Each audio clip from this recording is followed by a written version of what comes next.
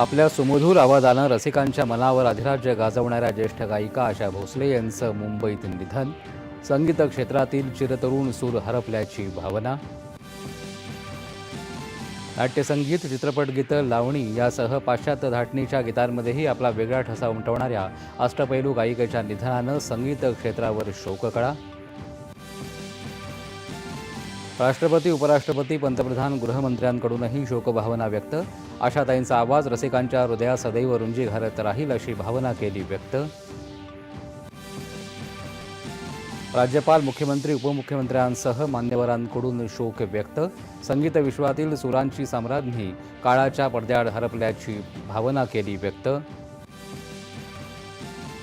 नारी शक्ती वंदन सुधारणा विधेयक संसदेमध्ये एकमुखानं मंजूर व्हावं यासाठी पाठिंबा देण्याचं पंतप्रधानांचं आवाहन.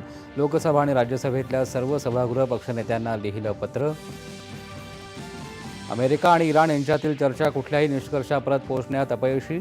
कुठल्याही कराराविना अमेरिकेचं शिष्टमंडळ अमेरिकेला परतत असल्याची जे.डी. व्हान्स यांची माहिती. अमेरिकेच्या अटी मान्य करण्यास इराणचा नकार. अण्वस्त्रासंदर्भात इराणकडून कोणतीही सकारात्मक प्रतिबद्धता नाही, जे.डी. व्हान्स. छत्तीसगडमधल्या गरेपालना खाणीतून कोळशाची पहिली मालगाडी नागपूरमधल्या कोराडी इथं दाखल. कोळशासाठी इतरांवरील महाराष्ट्राचं अवलंबित्व कमी होणार, मुख्यमंत्री. बारामती विधानसभा पोटनिवडणुकीसाठी उपमुख्यमंत्री सुनेत्रा पवार यांनी आपल्या प्रचाराचा केला प्रारंभ.